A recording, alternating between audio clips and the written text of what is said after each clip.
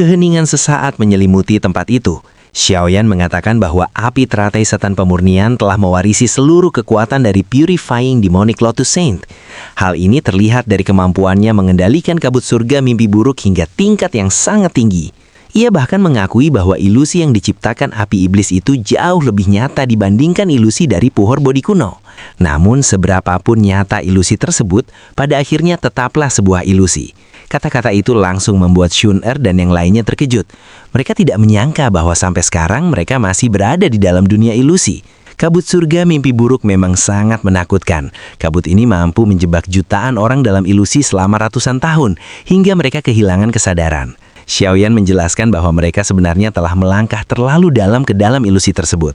Jika terus maju, mereka akan tenggelam sepenuhnya di dalamnya, dan akhirnya menjadi budak api teratai setan pemurnian, bahkan jika mereka berhasil mengalahkannya. Mendengar penjelasan itu, senyum di wajah pria berjubah putih perlahan menghilang. Ia menatap Xiaoyan dan bertanya bagaimana Xiaoyan bisa memahami kabut surga mimpi buruk dengan begitu jelas. Namun Xiaoyan tidak menjawab. Ia hanya bersyukur pada gugus cahaya misterius di dalam pikirannya yang telah memberinya petunjuk. Melihat situasi tersebut, Yao Lao bertanya bagaimana cara memecahkan ilusi ini. Xiaoyan menjelaskan bahwa kekuatan ilusi sepenuhnya bergantung pada pikiran orang yang terjebak di dalamnya. Selama mereka percaya bahwa musuh di depan mereka tidak berdaya, maka ilusi itu tidak akan mampu melukai mereka. Mendengar kata-kata itu, pria berjubah putih langsung marah. Ia tiba-tiba muncul di atas kepala Xiaoyan membentuk tombak api raksasa yang langsung melesat ke arah kelompok mereka. Kekuatan destruktif dari serangan itu membuat semua orang pucat. Namun Xiaoyan segera berteriak agar mereka tidak melepaskan pertahanan Doqi dan memerintahkan semua orang untuk membayangkan bahwa pria itu hanyalah makhluk yang tidak berdaya. Mereka menahan rasa takut dan sepenuhnya percaya pada Xiaoyan. Beberapa saat kemudian, tombak api raksasa itu jatuh. Namun tepat sebelum mengenai tubuh mereka, serangan itu tiba-tiba menghilang begitu saja. Tubuh pria berjubah putih itu langsung menjadi tidak stabil. Xiaoyan akhirnya menemukan cara melemahkan kekuatan ilusi tersebut. Dengan ekspresi serius, Xiaoyan menggigit jarinya dan mengeluarkan setetes darah esensi. Darah itu berubah menjadi simbol aneh yang dikenal sebagai segel pemecah mimpi buruk. Tanpa ragu, ia menekan simbol itu ke ruang kosong di depannya. Seluruh dunia ilusi langsung bergetar hebat sebelum akhirnya hancur berkeping-keping. Kelompok Xiaoyan merasakan pusing hebat sebelum akhirnya membuka mata mereka. Ketika sadar kembali, mereka mendapati diri berada di lautan magma luas yang membentang hingga ke cakrawala. Mereka berdiri di atas batu-batu besar yang mengampung di tengah lautan magma tersebut. Shun-Er dan yang lainnya langsung menghela nafas lega. Mereka akhirnya berhasil keluar dari ilusi mengerikan itu. Namun pada saat yang sama, Xiao Chen tiba-tiba menunjukkan ekspresi kesakitan. Xiaoyan segera menggunakan kekuatan spiritualnya untuk menggambar simbol tak terlihat di dahinya, sambil mengisolasi kendali api teratai setan atas dirinya.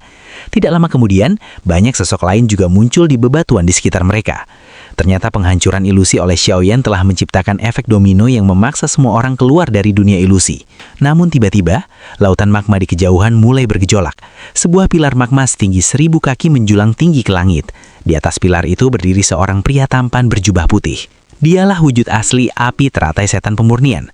Seluruh tempat langsung menjadi sunyi. Semua orang menatapnya dengan penuh kewaspadaan. Kepala Balai Jiwa mengakui bahwa api iblis itu benar-benar telah menguasai kabut surga mimpi buruk, karena bahkan dirinya sendiri sempat terjebak dalam ilusi tersebut. Penetawa Yao Wangui dari klan Yao kemudian menyatakan bahwa api teratai setan pemurnian tidak boleh dibiarkan bebas, karena dapat membawa bencana besar bagi Central Plains. Namun pria berjubah putih itu sama sekali tidak memedulikan mereka. Tatapannya hanya tertuju pada Xiaoyan. Ia menuntut penjelasan Xiaoyan bagaimana Xiaoyan bisa mematahkan ilusinya. Xiaoyan hanya mengangkat bahu dan mengatakan bahwa itu hanyalah keberuntungan. Jawaban santai itu membuat banyak orang terkejut. Akhir bagaimanapun Xiaoyan yang hanya berada di Duseng Bintang 2 justru menjadi orang pertama yang berhasil memecahkan ilusi yang telah bertahan selama 1000 tahun. Namun pria berjubah putih itu jelas tidak percaya jawabannya. Ia berkata bahwa apapun alasannya, nasib mereka hari ini tetap akan berakhir di sini. Ia kemudian melambaikan tangannya. Api putih krema ganas langsung meletus dari tubuhnya dan menyelimuti seluruh area. 4 tirai api raksasa turun dari langit dan terhubung dengan lautan magma di bawahnya, membentuk kubus api raksasa yang menyegel semua orang di dalamnya. Yao Lao segera menyadari niatnya. Api teratai setan pemurnian berniat memurnikan mereka semua. Xiaoyan juga menyadari bahwa kekuatan api iblis itu setara dengan Duseng Bintang 5 puncak, bahkan mampu melawan Duseng Bintang 6. Tidak lama kemudian, ledakan tiba-tiba terdengar. Beberapa ahli langsung meledak menjadi kabut darah karena suhu api yang mengerikan. Kematian mendadak itu membuat seluruh area dipenuhi kepanikan. Pria berjubah putih itu hanya tersenyum dingin. Ia berkata bahwa orang-orang tersebut bahkan tidak memiliki kualifikasi untuk menjadi budak apinya. Dengan satu perintah, semua orang yang berada di bawah tingkat Duseng langsung terbakar dan meledak. Dalam sekejap, lebih dari 80% ahli Duzun mati di tempat. Langit yang sebelumnya dipenuhi banyak orang kini menjadi lebih sepi. Pria berjubah putih itu kemudian melambaikan tangannya sekali lagi. 10 pilar magma jiwa raksasa naik dari lautan magma. Di atas setiap pilar muncul sosok mengenakan zirah api putih kreman. Mereka adalah budak api tingkat Duseng. Yang terkuat bahkan mencapai Duseng bintang 3 lanjutan. Pemandangan itu membuat semua orang terdiam. Kepala Balai Jiwa akhirnya menyarankan agar semua orang bekerja sama untuk sementara waktu. Terlepas dari semua permusuhan yang ada, mereka harus bersatu jika ingin bertahan dan mengalahkan api teratai setan pemurnian. Beberapa klan besar akhirnya menyetujui aliansi itu. Shoner sempat ragu karena bekerja sama dengan Balai Jiwa sama saja bekerja sama dengan harimau lapar. Namun Xiaoyan tetap menyetujui aliansi sementara itu.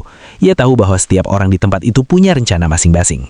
Kepala Balai Jiwa kemudian membagi tugas. Para ahli Duseng bintang 4 ke atas akan menyerang api teratai setan pemurnian secara langsung. Sementara yang lain harus menghadapi budak api. 3 budak api langsung menuju kelompok Xiaoyan.